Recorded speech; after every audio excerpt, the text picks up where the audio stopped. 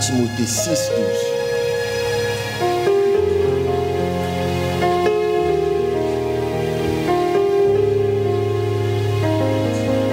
La Bible déclare: combat le bon combat de la foi. Saisis la vie éternelle à laquelle tu as été appelé et pour laquelle tu as fait une belle confession en présence d'un grand nombre de témoins. Vous pouvez vous asseoir dans la sainte présence de Dieu.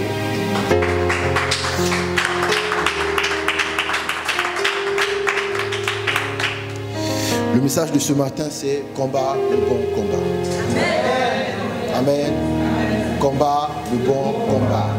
J'aimerais rappeler à une personne qui n'a pas compris, peut-être depuis dimanche dernier, Dieu parle à l'impératif. Amen. Dimanche dernier, nous avons vu, ne te tais pas. Amen. Et le Saint-Esprit est en train de poursuivre dans cette voie. Et ce matin, il te dit, combat le bon combat. Amen. Je n'ai pas dit combat le bon combat de la foi. Mon message à moi, c'est combat le bon combat. Donc 1 Timothée 6, 12, la Bible déclare: combat le bon combat de la foi, saisis la vie éternelle à laquelle tu as été appelé et pour laquelle tu as fait une belle confession en présence d'un grand nombre de témoins. Je répète après moi: combat le bon combat. Combat le bon combat. Dis à ton voisin: combat le bon combat. Combat le bon combat. Donc, combattre signifie se battre, lutter contre. Donc, quand je suis en train de dire combattre signifie se battre, lutter contre, je suis en train de dire qu'il faut combattre un adversaire. Amen. Donc, il faut combattre un adversaire. Je répète, le titre de mon message, c'est combat le bon combat. Dis après moi: combat le bon combat. Combat le bon combat. Combattre, c'est se battre, lutter contre. C'est-à-dire combattre un adversaire. Il y a un adversaire qu'il faut combattre. Et je vous informe, je vous rappelle que le combat est farouche. Et nous sommes en guerre. Amen. Les attitudes des uns et des autres révèlent juste l'ampleur de la guerre. Amen. Ce n'est pas une question d'éducation. Dis à ton voisin, ce n'est pas une question d'éducation.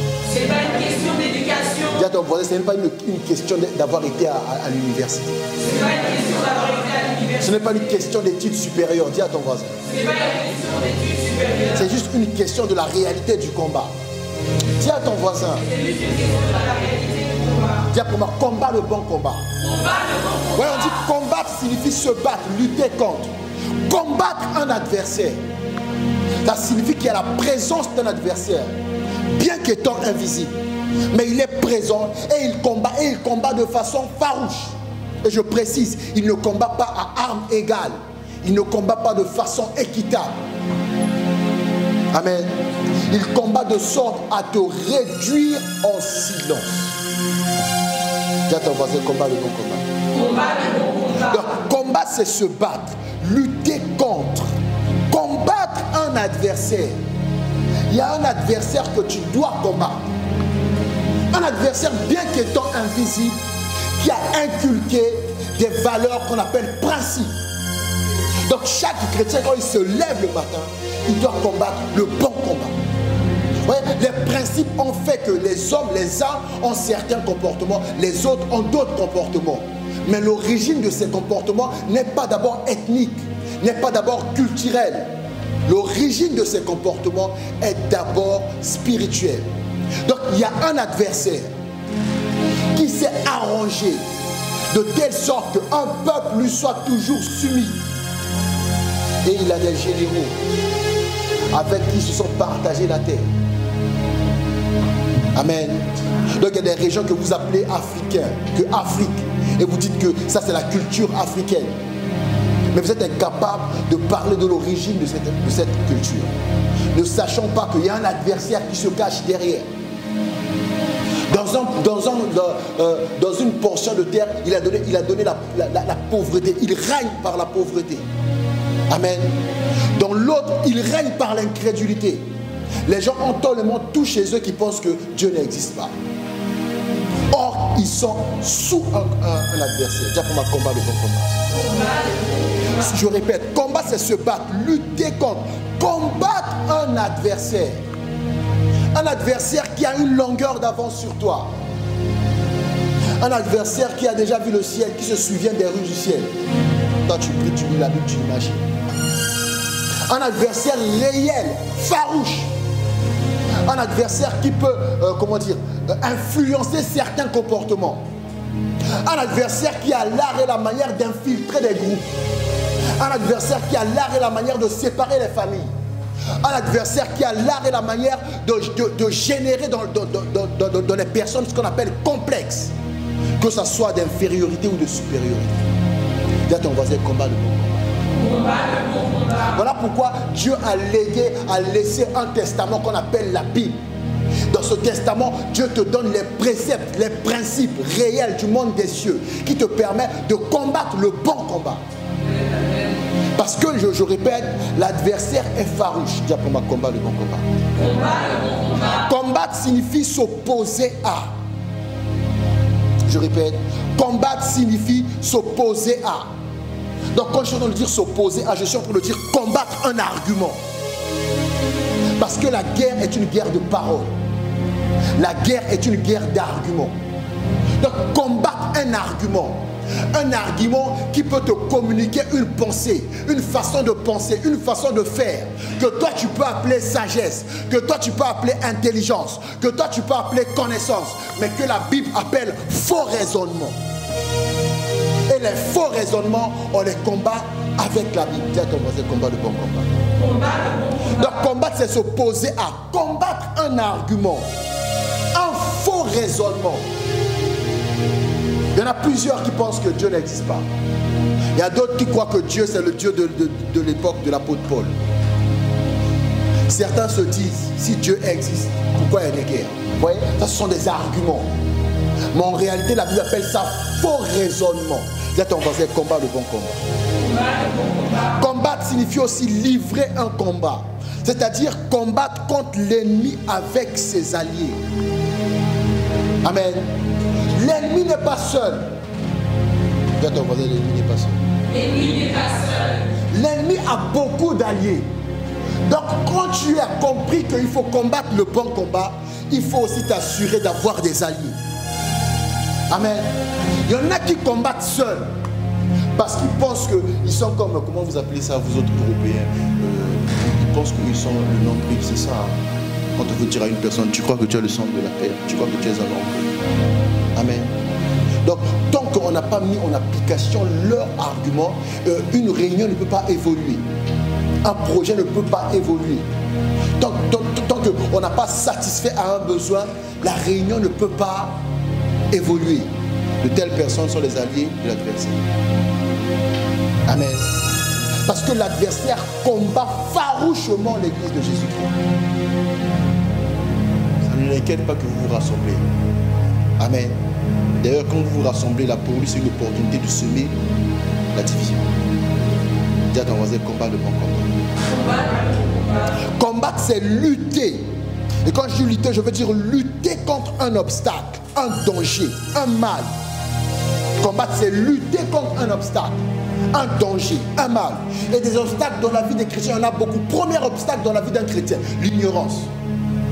Un chrétien, chaque jour que Dieu fait, doit combattre l'ignorance. Parce que l'ignorance est un obstacle devant ta vie, devant ta destinée. Le premier obstacle qui est placé devant toi, c'est l'ignorance. Dis après combat le bon combat. Oui, combattre, c'est lutter contre un obstacle. Lutter contre un obstacle, un danger, un mal. Et le premier obstacle qu'on met devant toi, c'est l'ignorance. Vous voyez, ceux qui sont ignorants, il y en a même qui sont capables de dire qu'il y a Dieu, il y a le diable. Moi, j'ai choisi d'être au milieu. Ça, c'est le niveau extrême de l'ignorance. Toi, tu es arbitre qui t'amène ta vie. Il y a beaucoup qui disent ça. Il y a le Dieu, il y a Dieu, il y a le diable. Moi, je reste au milieu. Donc, vous qui priez Dieu, vous qui servez le diable, servez le diable. Moi, je reste au milieu. Moi, je choisis ni diable, ni Dieu. Tu es malade. Il y a un obstacle qui est posé devant toi. Deuxième obstacle, la désobéissance. Amen. Dis à ton voisin, combat le bon combat.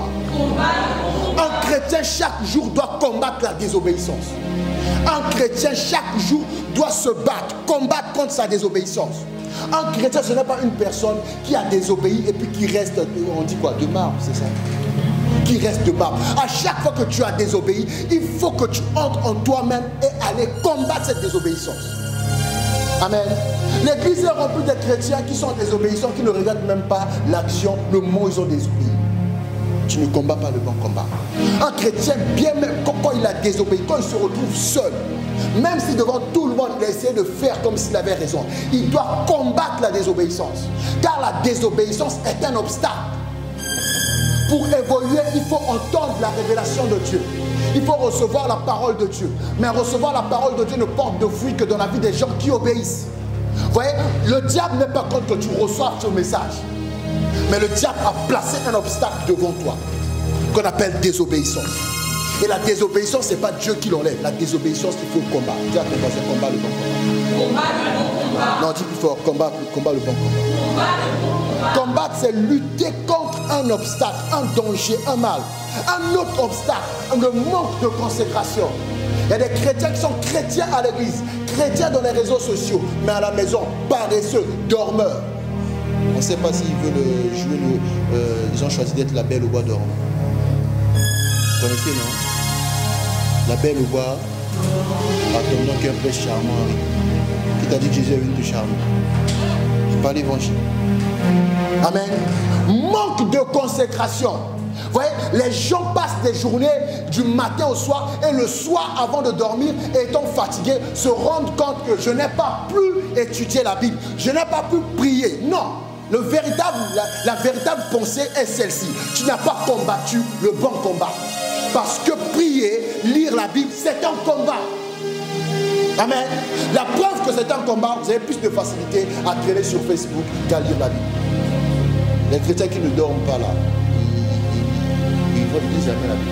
Vous n'allez jamais voir un chrétien qui dit je n'ai pas réussi à dormir et bon, comme je ne dormais pas, je priais. Laisse-moi dire, j'étais sur Facebook, j'ai regardé la télé, j'ai écouté la musique. Tu n'as pas combattu le bon combat. Parce que lire, méditer la parole de Dieu, prier, c'est ce qu'on appelle une vie de consécration. C'est ça le bon combat. Ce n'est pas quelque chose qui descend sur toi. La vie de consécration, c'est quelque chose que l'on va chercher. Il faut combattre le bon combat. Dis à ton voisin, combat le bon combat. Parce que la consécration ne tombe pas du ciel. La Bible dit Jésus, bien qu'il ait fait des miracles, la Bible précise, est allé prier le matin comme de coutume. Parce que c'était son combat. Dis à ton voisin, combat le bon combat. Donc combattre, c'est lutter contre un obstacle, un danger, un mal. Un autre obstacle, le manque de prière. Amen. Le manque de... Les gens qui ne prient pas chez eux, qui prient ici, ils ne sont pas dans le prier ici. Ça signifie que chez eux, ils sont mieux ici, ils parlent. Ce n'est pas prier. Ce n'est pas... Quand la prière s'est attachée à toi, c'est partout. Quand c'est seulement ici, tu ne pries pas, tu parles. Je te précise, tu parles en vain. Tu es comme quelqu'un qui a énormément faim, mais qui a décidé de manger un Kinder. Tu as mangé de l'air. On disait ça à l'université. Quand quelqu'un était fauché, tu as faim, on lui donne un Kinder. Et puis il finit de manger, tu m'as donné de l'air.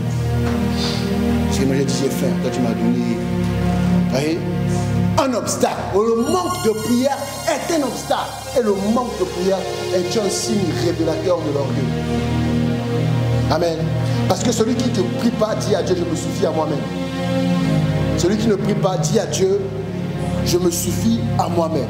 Un autre obstacle, le manque de pardon. Amen. Le manque de... Généralement, les gens qui n'aiment pas pardonner, n'aiment pas aussi fréquenter les autres. Parce qu'ils se disent que si je les fréquente, ils vont me faire du mal. Mais ils ne voient pas le mal qu'ils ont fait aux autres qui n'ont pas pardonné. Le manque de pardon est un obstacle devant toi. Le manque de pardon est un obstacle pour ta destinée. Parce que le manque de pardon est un signe révélateur de la rancune. Amen. Et un rancunier est un véritable tyran. Parce que dans son cœur, il a gardé des gens, pas dans des chambres, dans des cachots. Vous savez c'est quoi cachot? Vous savez c'est quoi cachot? J'ai dit cachot. Choqué. Il y a des gens qui pensent que non, j'ai informé les gens dans mon cœur, ils m'ont fait du mal. Non, tu les as mis dans un cachot. Et le manque de pardon est un obstacle devant la destinée. Et un chrétien doit combattre le bon combat. Celui d'apprendre à pardonner. Celui de rechercher le pardon. Celui d'avoir les sentiments qui étaient en Christ Jésus. Amen. Dis pour moi, combat le bon combat. Combattre, c'est lutter contre un obstacle. Un autre obstacle, l'amertume. À une époque, toi, tu es venu en retard. Dans les années 2000, nous, on ne rigolait pas. On avait. Mais le monde est tellement méchant. Vervé ne nous aime pas. Ils nous ont combattus. Notre SBL est tombé. Maintenant, ils sont contents. Ah, Vervé, quelle ville méchante. Tu es amer. Du reste, je précise, quand tu as un projet que les hommes ont combattu, que le projet est vraiment à terre, ça signifie aussi que tu avais fait ce projet pour les détruire. Parce que ce qui est de Dieu, Dieu va toujours relever.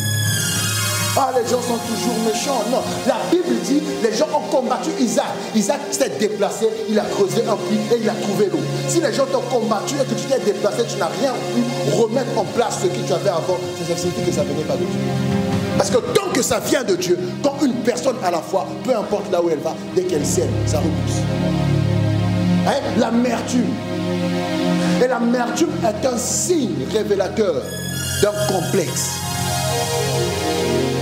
Soit de supériorité, soit d'infériorité.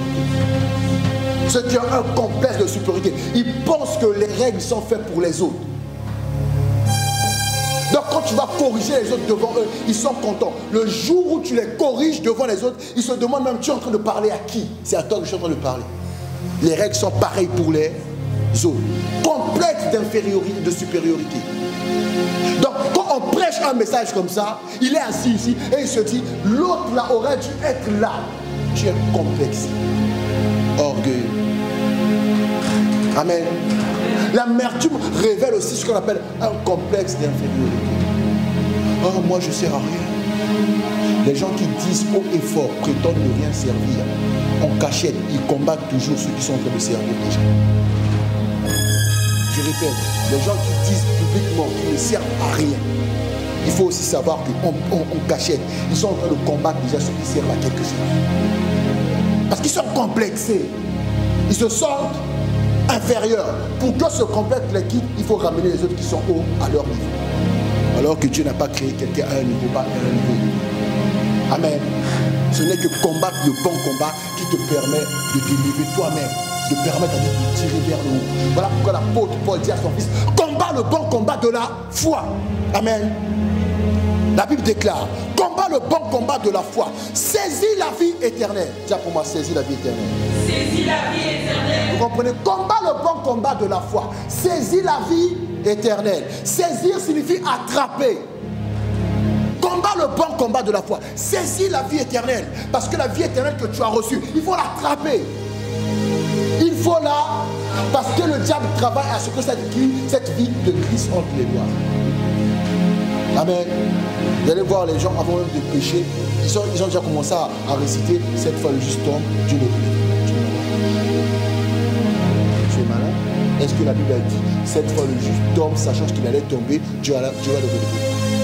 Toi tu sais déjà que tu vas tomber. Il dit saisis la vie éternelle à laquelle tu as été appelé. Vous voyez, à laquelle tu as été. Tout le monde ne répond pas à l'appel. Tout le monde ne répond pas à l'appel aussi jusqu'au bout. Il y en a qui ont été appelés, qui se sont levés, qui vont s'asseoir. Parce qu'ils n'ont pas compris que la vie éternelle, il faut saisir. C'est-à-dire, quelqu'un qui est au dehors ne peut pas te décourager. Tu ne peux pas laisser quelqu'un qui est au dehors te décourager. Pour ne pas que ça arrive, il faut que toi qui es au dedans, tu combattes le bon combat. Celui de demeurer ferme. Parce qu'on dit, la vie éternelle à laquelle tu as été appelé. Et la même Bible dit, beaucoup sont appelés. Hein. Beaucoup sont appelés. Mais à la fin là-bas, pour être qualifié, il y en a peu. Parce qu'on t'a appelé, tu t'es levé, tu commences à répondre à l'appel. Mais la Bible dit, l'apôtre Paul dit à son fils, saisis la vie éternelle. Saisir, c'est attraper. Saisir, c'est profiter de quelque chose. Amen. Les chrétiens passent tellement leur temps à éviter de pécher, qu'ils ne profitent pas de la vie qu'ils ont reçue. Donc eux, ils pensent que quand on a reçu Jésus, notre quotidien, ça doit être prier pour ne pas pécher. Tu ne profites pas de la vie. Tu restes ce que tu passes ton temps à chercher à éviter, tu vas finir par le reprendre. Je vous dis, je répète, quand tu passes ton temps à vouloir éviter quelque chose, tu vas finir par rencontrer cette chose. Pourquoi? Parce que quand tu passes ton temps à éviter la chose, ça signifie aussi que tu passes ton temps à méditer sur la chose. C'est ce que tu médites qui va t'arriver, que tu ne veux pas. Amen. Si quelqu'un cherche un boulot en ayant peur du chômage, il finira chômeur. Parce qu'il veut éviter Ça signifie que pour cette personne, à chaque chemin qu'elle peut prendre, il y a un risque de rencontrer le chômage. Donc tu commences à éviter, tu vas le rencontrer. Parce que toi-même tu as déjà décidé qu'il te rencontre. Amen. Il dit à saisir, c'est profiter de quelque chose. Saisir la vie éternelle. Saisir la vie éternelle. Voilà pourquoi dimanche dernier, je vous ai dit, ne te tais pas. Amen. Quand tu parles, tu dois saisir la vie éternelle. Quand les autres parlent, toi aussi tu parles. Tu saisis la vie éternelle à laquelle tu as été appelé. C'est-à-dire le jour où on a lancé l'appel de recevoir Jésus-Christ comme Seigneur, Sauveur, tu t'es levé, tu as reçu la vie éternelle. Mais l'apôtre dit, combat, le bon combat de la foi, saisis la vie éternelle à laquelle tu as été appelé et pour laquelle tu as fait une belle confession en présence d'un grand nombre de témoins. Une belle en présence d'un grand nombre de... Vous voyez que les gens qui disent que je me suis converti moi-même dans ma chambre, c'est qui les témoins? C'est moi et le Saint-Esprit. Est-ce que tu as fait dans ta chambre? Viens le déclarer en public. Ah non, c'est déjà fait. Non, viens le déclarer en public. Saisir, c'est, écoutez bien, saisir, c'est comprendre. Saisir, c'est que des gens qui n'ont pas la compréhension de la vie éternelle, qui n'ont pas la compréhension du christianisme. Ils pensent que Dieu nous a appelés pour combattre ce que nous avons quitté, alors que Dieu nous a appelés. Dieu nous a appelés. Ce n'est pas pour nous rappeler ce que nous avons quitté, il nous a appelés. Donc j'étais à un point A, je suis allé vers un point B. Ce n'est pas pour me rappeler ce que j'avais là-bas, mais c'est pour me dire qu'après le point B, voici le chemin à suivre. Donc la vie éternelle, pour la saisir, il faut avoir la compréhension. Amen. Voilà pourquoi la Bible dit, la révélation de tes paroles est claire. Elle donne de l'intelligence au simple. Elle donne de la compréhension. Saisir la vie éternelle, c'est comprendre qui je suis. C'est quoi être né de nouveau. Quand on ne comprend pas ça, on pense qu'on a reçu Jésus pour quitter le monde. Non. Sinon, pourquoi Jésus a dit, Père, je ne te prie pas que tu les ôtes du monde, mais laisse-les dans le monde. Il y a une compréhension qu'un chrétien doit avoir. Saisir, c'est s'emparer. Amen. Donc l'apôtre dit à ce fils, empare-toi de la vie éternelle. Accapare-toi de la vie éternelle. Que la vie éternelle soit tienne. Que la vie éternelle soit en toi. Que la vie éternelle ne se détache jamais de toi. Pour ça, il faut combattre le bon combat. Il faut combattre le bon combat. Ne dis pas que dans notre famille, on a telle habitude. Non, c'est un combat que tu dois mener. Oh, mais nous, pasteur, moi, mon père, il prenait de l'alcool. J'étais deux bouteilles. Moi, c'est seulement un verre. Combat le bon combat. Amen. Du reste, l'abondance commence par une petite quantité. Je répète, l'abondance commence par une petite. Un homme intelligent a dit même le plus grand des voyages commence par le premier pas. Amen. Donc ne dis pas que lui, c'est 3, moi c'est un verre. L'abondance commence d'abord par une petite quantité. Tiens, pour moi, combat le bon combat. Ouais, l'église doit combattre le bon combat. Quelles sont les choses que tu ne fais pas? Quand tu dis non, j'ai la fatigue, non, ce n'est pas la fatigue, tu n'as pas compris, c'est ton combat. Ce n'est pas une question de fatigue, c'est ton. Tu ne sais jamais quelle heure il est quand tu fais quelque chose. Combat le bon combat, achète-toi le monde. Amen. Tu ne sais jamais l'heure à laquelle tu fais quelque chose. Tu as eu le monde. Combat le bon combat, apprends à lire la montre. Il y en a qui ne savent même pas lire les montres. Ils sont comme certains chrétiens qui se disent chrétiens, qui viennent à l'église, qui ont des églises, mais ils n'ont pas la vie. Ils n'ont pas la vie. Ils n'ont pas la compréhension de la vie. Donc quand le problème survient, ils sont à terre comme les païens. Il y a des gens comme ça, vous allez voir, belle montre Rolex, il ne sait pas lire. Si vous ne croyez pas, commencez à demander à vos voisins. Demande à ton voisin,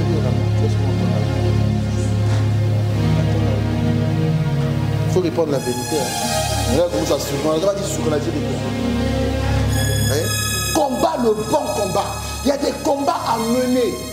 La discipline pour l'avoir, il faut être un combattant, un guerrier. Ouais, vous allez dire, ouais, les gens disent, je n'ai pas fait telle chose à cause de la fatigue. Mais la fatigue est un adversaire. La fatigue est un adversaire. La fatigue est un adversaire. Combattre, c'est se battre. Lutter contre un adversaire. La fatigue est un adversaire. L'impolitesse est un adversaire. Le manque de considération est un adversaire. Le manque de pardon est un adversaire. L'insubordination est un adversaire. La saleté est un adversaire qu'il faut combattre au quotidien. La peur est un adversaire. L'angoisse est un adversaire. Le complexe est un adversaire. Tout ce que tu regardes à travers le miroir qui ne te renvoie pas l'image de ce que dit de toi est un adversaire. Quand tu te regardes dans le miroir, tu dis ah, moi j'ai un gros ventre, il faut mettre des petits là-bas. Tu es complexé, c'est un adversaire. C'est un adversaire. Donc le jour, on va dire, la fête, il faut mettre costard. Donc si tu mets costard, cravate, on va voir ton gros ventre. C'est pas un problème. Combat, accepte ton ventre. Ouais, il y a certains combats comme ça qui ont commencé dans le spirituel, qu'on a déjà ramené dans le naturel, mais vous vous endormez. Vous pensez que, comme je suis venu à l'église, j'ai prié fort. Le pasteur a entendu, le pasteur sait que je suis un homme de prière. Le pasteur sait que tu es un charlatan. Tu es un... Parce qu'un homme de prière, ce n'est pas un homme qui prie. Un homme de prière, c'est un homme qui est exaucé. Vous voulez tromper. Mais le but de la prière, c'est être exaucé. Le but de la prière, c'est être... pas prier. Un homme de prière, ce n'est pas celui qui prie, c'est celui qui est exaucé. Jésus n'a pas dit je te rends grâce de ce que je te prie toujours. Il a dit je te rends grâce de ce que tu m'exauces toujours. C'est-à-dire qu'il n'y a aucune requête de Jésus qui est montée au ciel qui n'est pas descendue avec les autres. Parce que Jésus savait combattre le bon combat. Combattre, c'est s'opposer à un argument. Oh, toi, tu vas trop à l'église. C'est un argument qui peut te déstabiliser. C'est un argument qui peut te... Du reste, je ne vais pas trop à l'église, c'est toi qui ne vas pas assez à l'église. Je n'ai pas besoin d'aller trop à l'église, je suis l'église. Tu vas me dire que tu es trop un homme. Ça n'a aucun sens. Oh, tu respires trop. Ça n'a aucun... Oh, tu regardes trop. Tu marches trop. Ça n'a aucun sens. Si j'ai des pieds, il faut marcher.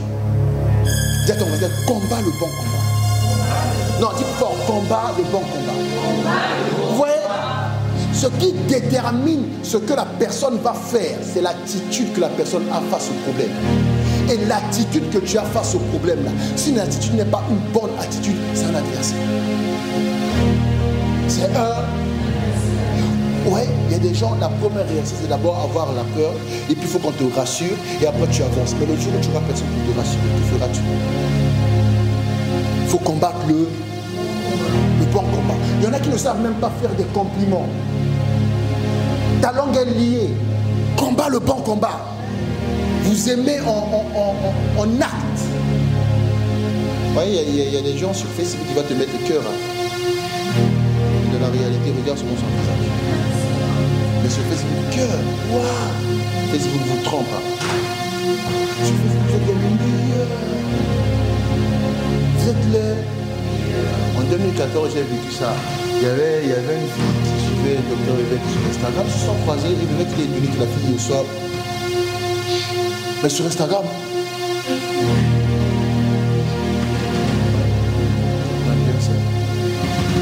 Tu ne combats pas le bon. Vous, quand on dit un chrétien est un guerrier, vous êtes là.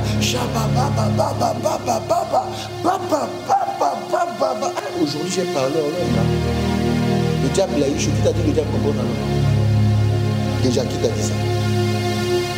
Est-ce que Dieu t'a dit que quand tu parles en langue, le diable comprend? Hein? Qui t'a dit ça? Les enseignements te disent que parler en langue, c'est comme si tu avais une communication directe avec Dieu. Quel est l'intérêt de Dieu de traduire la communication qu'il a avec son fils à l'adversaire de son fils? Vous voyez que les gens font n'importe quoi. Aujourd'hui, le diable a eu chaud, j'ai parlé. On a dit celui qui parle en langue, c'est édifie lui-même. Amen. Du reste, ça ne sert à rien de bâtir un édifice si toi tu es un subordonné. Tu as bâti un château qui est entouré d'insubordination. Tu es le diable. Vous voyez, parler en langue là, ce n'est pas tout. La Bible dit, même si tu parles en langue, si tu n'aimes pas, c'est une cymbale qui retentit. Donc tu es en train de faire une musique comme ça. Là tu penses que Dieu, le Père, est un Congolais. Tu ramènes tes sébènes. Alors que lui là, il aime l'adoration.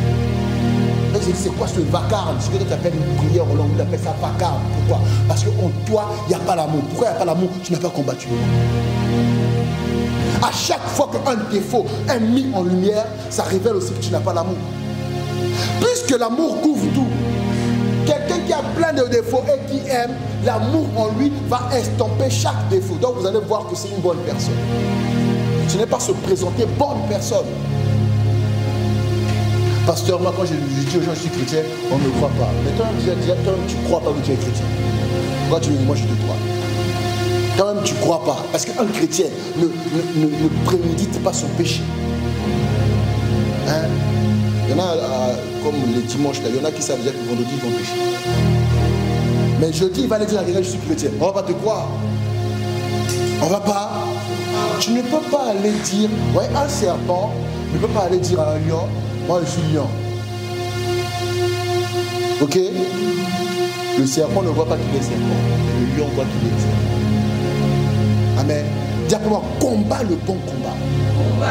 Écoutez bien, 1 Timothée 6,12. Combat le bon combat de la foi. Saisis la vie éternelle à laquelle tu as été appelé et pour laquelle tu as fait une belle confession en présence d'un grand nombre de témoins. Il n'a pas dit confession, il a dit une belle confession. Voyez? Une belle. Et si derrière cette belle confession, il n'y a pas le bon combat, tu es un beau parleur. Amen. Tu es un beau parleur. Il faut combattre le bon combat. Un chrétien doit un jour s'asseoir et faire le bilan de ses qualités. Chaque défaut est un combat. Chaque défaut est un combat. Vous pensez qu'on grandit en venant à l'église? Qui vous a enseigné ça? On ne grandit pas en venant à l'église. On grandit quand on vient à l'église, quand on reçoit la parole à l'église et qu'on applique à la maison. C'est là qu'on grandit. Parce que venir à l'église n'a jamais fait grandir. Écoutez, il y a des gens qui sont allés à l'université qui n'ont jamais de diplôme. Amen. Vous allez voir, j'ai fait 2 ans infirmière, j'ai fait 2 ans médecin, j'ai fait 2 ans mathématiques, j'ai fait 2 ans français. Donc tu peux faire 12 ans comme ça en changeant d'école, mais tu n'es pas diplômé. Amen. Tu peux pas mettre dans ton CV compétences 10 ans universitaire, 10 ans. Ça n'existe pas. Même si tu as passé 3 ans en infirmière, même si tu as passé 10 ans en médecine et que tu n'as pas de diplôme, on prendra le petit qui vient d'avoir son diplôme. Même un patient fou, quand on va lui dire que tu vas lui faire une piqûre et qu'on lui dit que tu n'as pas ce diplôme, tu n'as pas le diplôme, avant même que tu fasses ta piqûre, le fou va revenir dans son bon sens. Il va te dire, mais toi tu ne peux pas me faire une piqûre, toi tu es fou. Tu es comme moi. Tu vas dire pourquoi, mais tu n'as pas le diplôme, tu me fais, oh mais je sais, mais ce n'est pas mon problème. Il est où le papier qui justifie que tu as passé une épreuve, que tu as réussi, que ta compétence a été vérifiée. Donc on t'a donné une attestation de réussite. Dis pour moi, combat le bon combat. Vous voyez que le chrétien a des combats. Le chrétien a des... Ouvrir la Bible, c'est un combat. Ouvrir la Bible, chercher même la définition d'un mot qui est dans un verset que tu n'as pas compris, c'est un combat. Que des gens qui ouvrent leur Bible le lundi, ils n'ont pas compris un mot, ils se disent non, je vais attendre dimanche pour poser la question. Bon, si maintenant dimanche, je ne suis pas. Et quand je ne suis pas là dimanche, là, le pasteur n'aime pas. Quand c'est les autres, il est là. Il savait que c'était moi. Sûrement le Saint-Esprit lui a dit. Vous croyez que le Saint-Esprit a du temps à perdre? Écoutez, on est en guerre. La guerre est farouche. Tu combats un ennemi invisible. Il faut l'identifier. Votre problème, vous identifiez l'ennemi d'abord dans la vie des autres. Ah, les autres m'ont fait ça. Ah, les autres m'ont fait ça. Ah, ils m'ont fait ça. Ah, ils m'ont trahi. Ah, ils m'ont abandonné. Ah, ils m'ont mis à l'écart. Tu es pleurnichard. Ça, c'est déjà un adversaire à combattre. Tu es pleurnichard. Et tu dis que tu as Dieu. Tu restes quand quelqu'un est abandonné et qu'il a Dieu. C'est-à-dire qu'il entre dans une saison favorable. Quand on t'abandonne et que tu as dit, ça dit Dieu va se manifester. Quand on t'a abandonné, tu commences à pleurnicher. Dieu ne se manifeste pas. Tu es pleurnichard et tu penses que ce sont les autres adversaires. Le combat, il est dans toi-même. Tu ne combats pas le bon combat. Amen. Vous voyez, quand on t'a énoncé un principe que tu n'as pas, saisi, que tu n'as pas appliqué, tu as un problème. La vie chrétienne est faite de combats et de défis. Voilà pourquoi Jésus n'a pas dit vous ferez de toutes les nations des chrétiens.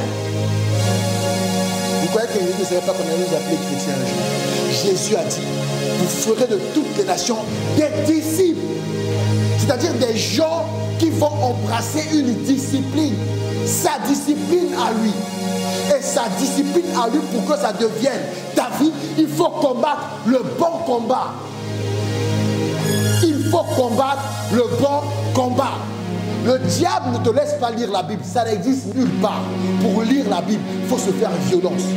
Il faut savoir que c'est un combat. Vous voyez, si vous ne prenez pas la vie comme une guerre, vous n'allez pas réussir dans la vie. Celui qui prend la vie comme une guerre considère la Bible comme une arme. Alors mon arme, je dois passer du temps à apprendre à comment la manier. Parce que la vie est une guerre. Si vous ne pensez pas comme ça, la Bible c'est vous un livre. C'est quoi la Bible? C'est le livre de la parole de Dieu. Et puis il y en a qui font des débats. La Bible, c'est la parole de Dieu ou elle contient la parole de Dieu? Faux argument à combattre. Faux argument à... Si la Bible dit, tu reçois Jésus, tu as la vie, tu l'as reçu, tu as la vie, pourquoi tu te poses cette question? Tu ne combats pas le bon. Peut-être qu'on faisait combat le bon combat. Vous voyez? La vie est une guerre. La vie est une guerre. Une guerre qui s'arrêtera quand le Seigneur reviendra. À chaque fois que tu as gagné, ne te trompe pas, tu n'as pas gagné une guerre, tu as remporté une bataille. La vie est plus qu'un match de tennis. Vous voyez, quand tu as gagné le premier set, tu ne peux pas dire le match est fini. Tu vas aller jusqu'à 7-7. La vie c'est comme ça. Quand tu as gagné quelque chose, je ne dis pas que j'ai remporté la guerre, tu as remporté une bataille. Et tu as envoyé une information à l'adversaire. L'adversaire sait maintenant à peu près c'est quoi ton niveau de maturité. Donc la prochaine bataille sera plus rude. Voyez, Saül savait que quand David a terrassé Goliath, que David est un tueur de géants. Le prochain combat, ce n'était pas d'attaquer David sur un terrain, dire que je te lance le défi, aujourd'hui viens te battre. Non, le prochain combat, c'était le pourchasser. David n'avait jamais vécu ce combat-là, être pourchassé. À cause du fait qu'on n'a rien fait même. Donc on te pourchasse et quand tu fuis, dans ton esprit tu sais que tu n'as rien fait, que tu as raison. C'est un combat que David ne connaissait pas, ne savait pas qu'après Goliath, j'aurai un adversaire plus farouche que Goliath. C'est-à-dire un roi qui me prend chez lui, qui me donne sa fille, mais qui a pour dessein de me tuer. Vous voyez que c'est un combat supérieur. Et David a fait quoi? A combattu le bon combat. Les combats on ne les fuit pas, quand ça vient on les reçoit. On les affronte parce que Dieu ne permettra jamais qu'un combat vienne sans qu'il ait mis en toi la capacité de combattre dans ce domaine-là. Il y a des combats farouches. Et quand David a remporté la bataille, pas la guerre, la bataille de Saül, David ne savait pas qu'il y avait encore une bataille plus grande qui allait l'attendre. Absalom, son propre fils, va prendre ses femmes, aller coucher sur le toit du château, va chasser David, il va prendre le pouvoir. Vous voyez, ça c'est un combat encore plus difficile que celui de Goliath, plus difficile que ce contre Saül. Parce que là, pour tuer l'adversaire, pour le faire taire, il faut tuer une personne qui est sortie de soi-même. Amen. Il faut tuer une personne qui est sortie de soi-même. C'est-à-dire qu'on faisait combat le bon combat. Nous sommes en guerre.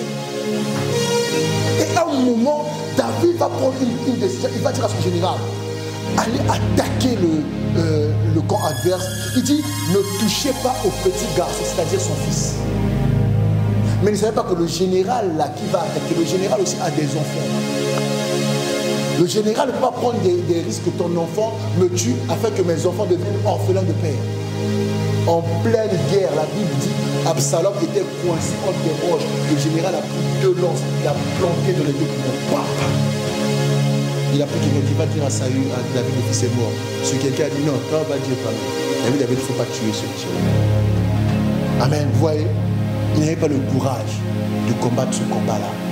Il a dit vous détruisez l'armée, vous laissez l'enfant. Tant que tu épargnes l'adversaire, tu le rends plus fort. Le général le savait. Il allait dire à David, l'enfant est mort. David a fait quoi? A pleuré. Et après, il a continué à vivre. Dis à ton voisin, combat le bon combat. Vous voyez, Il ne faut jamais rater l'occasion d'achever l'adversaire. On a prié pour toi, tu as reçu une délivrance, tu sais que tu as une certaine faiblesse devant les garçons, les filles ou devant l'alcool. Combat le bon combat et quitte ce milieu-là. Parce que quand le démon va revenir, il va essayer de te faire taire, de te réduire au silence. Vous voyez, le meilleur moyen de détruire le camp adverse, c'est de prendre le chef qui est là-bas et de l'utiliser comme exemple pour tous. Ça, vous ne savez pas ça, hein? C'est la technique que j'applique toujours. À chaque fois que quelqu'un fait une erreur, pour moi, c'est une opportunité de corriger tous ceux qui sont autour de moi. Je te prends. Oui, je te fais exemple pour tous. Oui. C'est comme ça qu'on fait taire l'adversaire. Parce que si tu ne fais pas ça, l'adversaire qui a rendu la personne rebelle pourra aller là-bas. D'ailleurs, la personne elle va communiquer la rébellion. Voilà pourquoi il faut avoir un œil ouvert. Vous qui êtes des mères de famille, des pères de famille, il faut avoir un œil ouvert surtout. Ne dites pas non, je vais corriger quelqu'un en cachette. Moi, je corrige devant tout le monde. En faisant ça, je n'humilie pas la personne. Je coupe les communications entre la personne et les autres futurs rebelles. Donc, celui qui était assis, automatiquement, la rébellion va le quitter. Il va dire, ce qu'il a fait là. Parce que ce que j'ai fait aujourd'hui, quand tu vas refaire la même erreur demain, alors que j'avais vu l'autre faire la même erreur, je vais te traiter 10 fois. Ouais. Il faut achever l'adversaire. Voilà, José, il est étonné. Il faut achever l'adversaire. Donc le général a compris. Il voit Absalom. Il n'a pas pris une lance. La Bible dit qu'il a pris 2 lances. Il a planté là où il y a la respiration. Il a planté. Il a dit, allez dire à David, l'enfant est mort. Le monsieur a dit, toi là, tu as entendu David te dire, on ne touche pas l'enfant. Toi, tu as touché l'enfant. Quand tu m'envoies aller dire à David, peut-être que David va me zigouiller. Parce que le monsieur savait, un homme, Saül, est mort.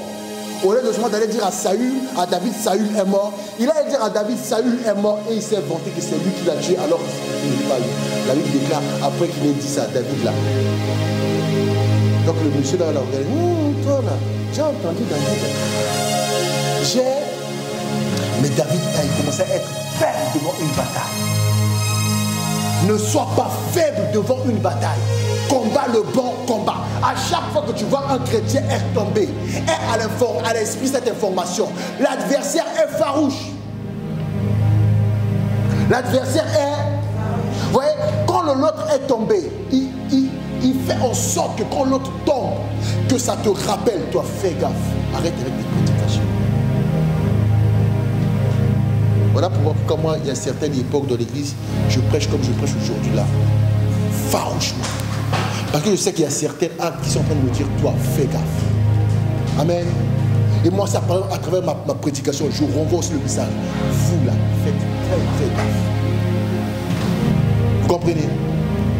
Il faut, quand vous voyez un chrétien tomber, ne dites jamais, ah, il est tombé, c'est quoi ces chrétiens, ils vont à l'église, ah, il a...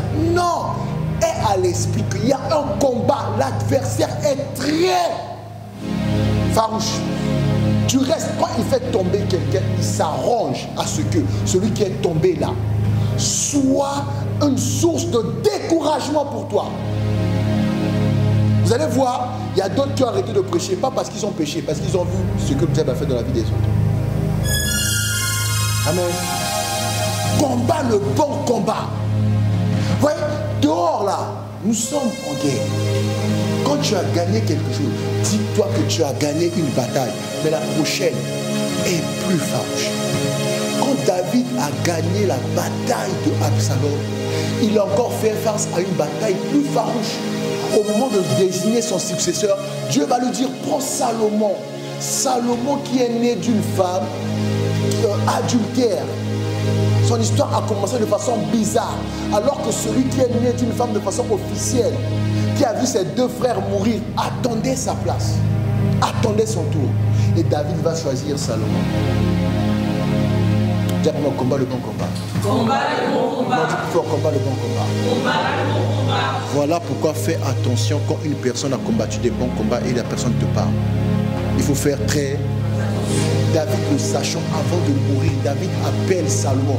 David dit, prends tel général, prends tel sacrificateur, ne permet pas qu'il y ait des cheveux blancs sur leur tête. C'est-à-dire, va les tuer.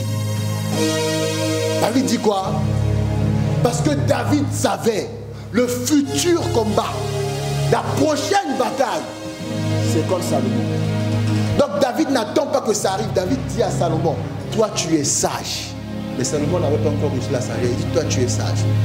Tel général, tel sacrificateur ne permet pas ce qu'un cheveu blanc pousse sur ta tête. Et il rappelle ce que ces hommes ont fait dans le passé.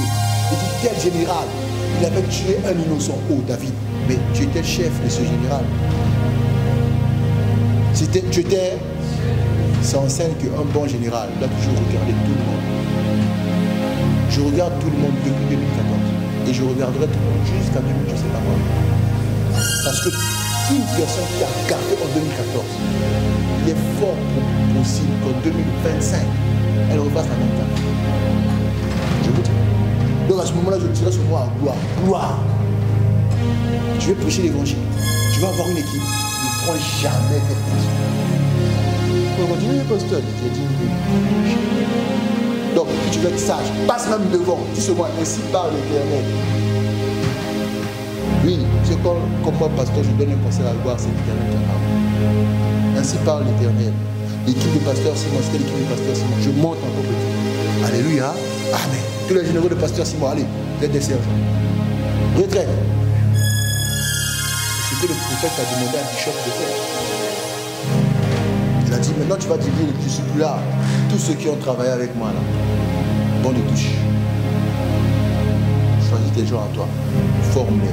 Parce que lui-même, il sait, en telle année, j'ai traité tel cas, celui-là. Il ne va jamais attirer le Christ. D'ailleurs, il ne m'accepte pas. Il est juste là parce que il sait. Ouais, il y a beaucoup de gens qui sont là parce qu'ils savent que j'ai Dieu. Ça n'a rien à voir avec l'amour pour moi, hein, Jésus. Ça n'a rien à voir. Tout le monde ne t'aimera pas. C'est la vie de Dieu, c'est comme ça. Tu peux avoir 10 000 guerriers qui vont te suivre. Il y en a qui sont là parce qu'ils savent que la victoire est certaine. Il y en a qui sont là parce qu'ils t'aiment. Mais peu vont t'aimer. David dit, Salomon, tu vois tel sacrificateur, tu vois tel général. Le général, on l'appelait héros de David. Hein. Il a dépassé les géants. Salomon dit, David dit à Salomon, tu le prends. Salomon, avant de recevoir la sagesse de Dieu, il l'a fait. Écoutez ce que la Bible dit de Salomon. Il avait la paix de tous côtés. Amen. Ça enseigne que celui qui a la paix de tous côtés, c'est celui-là qui a déraciné tout autour de lui. La paix de tous côtés ne vient pas de dehors. La trahison vient toujours de l'intérieur. Réveillez-vous. Quand tu ne lis pas la Bible, tu es en train de trahir ta destinée. Réveillez-vous. Quand tu ne pries pas, tu es en train de trahir ta propre destinée. Là, tu penses que non, on attend qu'on rentre dans le mois de prière. Non, tu es en train de trahir ta destinée. La trahison, l'intrus, il est toujours là avec toi. On l'appelle paresse, on l'appelle négligence, on l'appelle manque de consécration, on l'appelle manque d'amour. Il est là avec toi tous les jours. Il faut combattre le bon combat, être sévère avec toi-même. C'est ça qu'on appelle un homme discipliné. Il est sévère avec lui-même. Parce que l'intrus est là, assis, tranquille. On l'appelle procrastination. Oh, ça je vais faire demain. Mais la procrastination, c'est qu'aujourd'hui, là, à 21h, il y a une attaque qui t'attend. Ah, je vais prier demain, je suis fatigué, j'ai fini de prêcher dimanche. Ah, Seigneur, hein, il y a un temps pour tout, un temps pour prêcher, un temps pour se reposer. 21h, attaque. Oh, Seigneur, pourquoi tu as fait? Non, tu n'as pas combattu le bon combat. Amen. Voilà pourquoi, quand j'ai demandé à ma femme, quand j'ai une réussite quelque part, je fais jamais mes réussites. Des fois, elle, ça la fatigue. Quand on fait quelque chose aujourd'hui, qu'on a réussi, c'est fini. Il ne faut même plus me parler de ça. Quand on a réussi à midi, c'est fini. Même à midi 7, là, quand vous commencez à en parler, vous commencez à... Je vous dis, arrête. Parce que c'est fini. J'ai gagné, non? C'est une bataille. Je sais que la prochaine bataille, elle est plus grande. Je n'ai jamais fêté un seul de mes diplômes. Aucun de mes diplômes, moi, j'ai fêté aucun diplôme, moi. Aucun. Quand je finissais l'année que j'ai reçu mon papier, je sais que l'année prochaine, aucun. Donc les gens font des fêtes, ils m'invitent, j'y vais même pas. Je ne suis pas dedans. Je ne suis pas. Ok? Parce que si mon objectif est être médecin, pourquoi vous voulez que je célèbre bachelier? Moi, je veux être bachelier. Moi, je veux être médecin. Pourquoi vous voulez que je célèbre bachelier? Et puis après, tu commences à te décourager. Je suis déjà assez âgé, l'âge passe. Il faut travailler, il faut commencer à économiser. Et quand tu as commencé à travailler là, tu es devenu abonné chez Zara. Ouais. Tout ce que vous avez comme faiblesse aujourd'hui, si vous ne le traitez pas, je te précise une chose très importante. Quand une personne devient grande, elle change de taille. Ses pantalons changent de taille, ses chemises changent de taille, ses chemises deviennent proportionnelles à sa taille. Amen. Quand tu seras grand aussi, tes défauts aussi vont devenir des grands défauts à ta taille. Voilà pourquoi vous êtes choqué qu'il y ait quelqu'un, vous entendez une histoire, et tel pasteur a couché. C'est passé quand il était frère, il couchait déjà. C'était inconnu, c'est juste un frère incognito. Vous connaissez ce nom? Un frère inconnu. Quand il est devenu pasteur célèbre, international, l'onction qui traverse, l'onction qui va au-delà des mers des océans. La phrase préférée des jeunes prédicateurs. Moi je cherche l'onction qui va au-delà des mers et des océans. Et tu sais, une baignoire, c'est un océan pour une fourmi. Hein. Tu es déjà monté, tu es allé au-delà.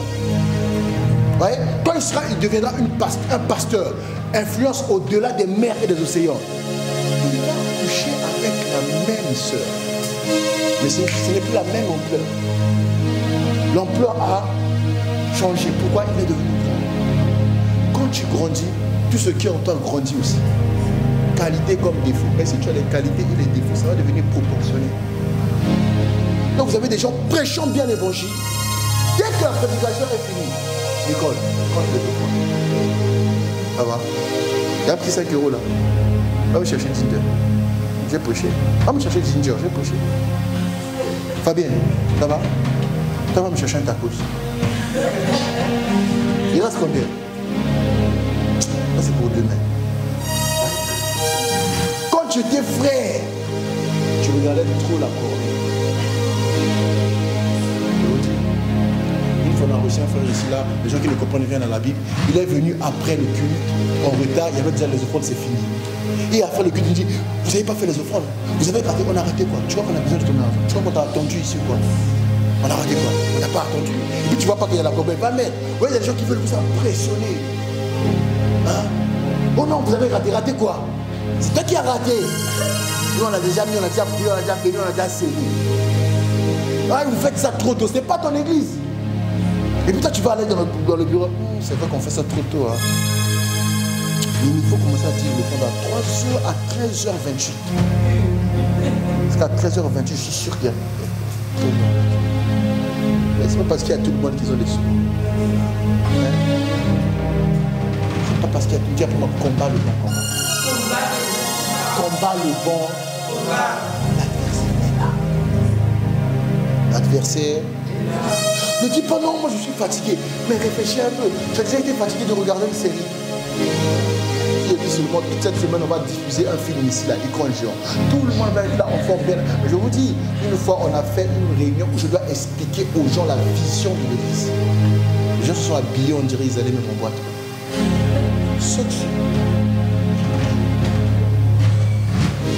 Je regardais, je me dis, à 8h30, à 8h30, à 8h30. Toi tu viens de la maison ou tu viens de là-bas? Comprends pas. Toujours manger. La vision que j'ai expliquée, personne n'a capté au moins 1%. Personne. Ils sont venus pareil. J'explique, je dis moi, ma première qualité, j'aime l'accueil. Il faut accueillir tout le monde bien. Toi, on t'a bien accueilli, quelqu'un d'autre vient. Il dit, ah, mais elle était là à la réunion où j'ai expliqué ma vision. Non, toi tu es venu, le pasteur t'a invité, mais toi dans ton esprit, tu avais l'image de Nicole. Ah, Nicole va nous faire quoi? Nicole. Nicole, elle va faire quoi? Donc quand tu as retenu Nicole, tu as mangé, puis tu allais dormir. Tu as arrêté. Parce que tu ne combats pas le bon. Écoutez, on ne peut pas évoluer dans un milieu qu'on n'a pas observé. On ne peut pas évoluer dans un milieu qu'on n'a pas compris. Voilà pourquoi on a dit saisir la vie éternelle. Comprends. Comprends où tu es. Comprends quelle est la vision. Comprends ce que les gens font ici. Comprends ce que Dieu veut faire avec le pasteur. Comprends le message. Le message me prend où, m'emmène où. Si tu ne comprends pas ça, tu dis, bon, je vais à l'église. Non. Non. Parce qu'il y a église et église. Il y a deux églises qui ont été créées pour que les gens se marient. Vous savez, on est tout plus dans l'église. Hein. Tu es célibataire. Tu es célibataire. On va essayer de faire une jointe. Mais le monsieur qui est célibataire à 80, la fille qui est célibataire à 15. Vous devez faire une jointure, on ne comprend pas. Ainsi par l'Éternel, et ainsi si tu deviendras un mariage. L'autre dimanche, ainsi par l'Éternel, il te faut une femme. Vous allez voir, le troisième dimanche, la fille va fuir l'église. Parce qu'il a regardé le mari, il a dit, Marie. Marie. Mariage. Oui, il faut comprendre où tu es, où on veut aller. Amen. Parce que il faut que nous devenions maintenant, dis à ton voisin, c'est la saison. Dis à ton voisin, c'est la saison. Dis pour, c'est la saison. C'est la saison. Oui, il est grand temps que maintenant on devienne agressif. Amen. Je dois devenir agressif. Dans ta vie à la maison, tu dois devenir agressif. Quand tu as dit quelqu'un qui prend la Bible, qui froisse la Bible, qui stagnote la Bible, la Bible devient froissée tellement qu'au bout de 6 mois, tu achètes une nouvelle Bible. Il y a des gens, la Bible dans ta vie a fait une carrière. Tu as la même Bible depuis 10 ans. Propre. Ce n'est même pas stabilité, il n'y a même pas un stylo, il n'y a même pas une page déchirée. Et tu peux faire redonner aux gens. Ça révèle que tu es libre. Comment ta Bible n'est jamais déchirée? Comment? Tu n'es pas assez agressif, toi tu caresses la Bible. Donc pour toi c'est un livre. Et la sagesse du salon. Hein? Il faut devenir agressif. Que des chrétiens qui sont incapables de citer les évangiles dans l'ordre. Chrétien. Je n'ai pas dit toi. Parce que je l'ai regardé, tu m'as regardé, j'ai senti. Je n'ai pas dit toi. Hein? Cite les 4 évangiles du début à la fin. Dans l'ordre, ce n'est pas PNU, ce n'est pas Tiercy, ce n'est pas Cogédo, Quinté, je ne sais pas quoi là. Ce n'est pas ça. Ce n'est pas couche de chevaux ici. Cite Jean. Il y a Jean, non? Et puis Jean là, c'est même pas parce qu'il y a Jean, c'est parce que son père s'appelle Jean. Et puis il y a quoi? Matthieu. Et puis il y a quoi? Marc. Et puis il y a quoi? Luc. Tu ne peux pas être enfant de Dieu, tu ne connais pas la biographie de Jésus. Tu ne connais pas la biographie de Jésus. Tu ne connais pas. Tu ne connais pas la biographie de Jésus. Le fait qu'il soit né à Bethléem, là, tu l'as su parce que tu as regardé le film. Oui. Et moi j'ai reconnu les gens qui ont regardé, qui connaissent Jésus par le film. J'ai demandé Jésus à des frères. J'ai dit Jésus a des frères de la Bible. C'est quoi leur nom? Ah bon? Jésus a des frères. Pasteur, tu es sûr? J'ai dit je suis plus que sûr. Il y a même 2 de ses frères qui ont écrit dans la Bible. Ah bon? Jésus a des frères qui ont écrit dans la Bible. Oui. Un de ses frères était même pasteur, apôtre. C'est quoi ça? Mais quand on va dire le machin Kardashian là, vous connaissez hein? Ils se sont mariés à telle année, le mariage a coûté tant de dollars, le mari c'est tel, il a acheté tel album, à telle année elle avait grossi, après elle a perdu du poids, en ce moment elle est un peu trop ronde. Tu combats quel combat? Ça c'est la paresse. En toi il n'y a rien de Dieu. Et tu veux combattre le diable. Quel combat? Il est temps de devenir agressif. Il est temps de devenir agressif. Écoutez, Dieu justifie, Dieu distingue les gens qu'il aime. Je lisais l'histoire d'un homme qui a été grand serviteur de Dieu. J'étais choqué. Il a dit à l'âge de 14 ans, il ne savait pas qu'il était prédicateur. À l'âge de 14 ans, il avait déjà lu le Nouveau Testament du début à la fin. 200 fois. 200 fois. À 14 ans. Il ne savait pas qu'il allait être prédicateur. Il était malade. À 14 ans, il a lu le Nouveau Testament du début à la fin plus de 200 fois. En lisant son livre, je me suis senti honteux. 200 fois. Donc lui, quand le Saint-Esprit lui dit un truc, il sait que c'est Philippiens. Il sait. Il sait quand il dit, je puis tout par celui qui me fortifie. Il sait que le Saint-Esprit est en train de parler de Philippiens. Toi, tu ne sais pas. Toi, tu sais pas. Même quand je dis Philippiens, quand tu cherches Philippiens, tu as du mal à trouver. Une fois, j'étais en train de prêcher, j'ai dit, on va aller dans Genèse. 5 minutes après, j'ai dit, on va aller dans Genèse. Elle dit, aide ton voisin. Quand elle dit ça, c'est pas pour parler, elle dit, aide ton voisin à aller dans Genèse. Et à la fin du culte, elle dit, toi, ah pasteur, je vais en entretien. Toi, il faut aller lire les psaumes. Oui, pasteur. Et puis la pasteur vient au rendez-vous. Tu as lu les psaumes. Ah, c'était pas tel psaume. Non, elle s'est trompée. Je me suis rendu compte ce jour-là, la personne savait pas lire. Toi, tu viens me voir. Oui, je suis. Quand tu veux faire avec Dieu, il faut me suivre. Elle ne savait pas lire. La personne ne savait pas. Je l'ai regardé, je me dis, mais moi j'ai dit psaume 18. Ah, tu n'avais pas dit 22. Moi j'ai dit, ok, mais lis maintenant psaume 22. Bon, lis seulement 18, comme j'avais dit.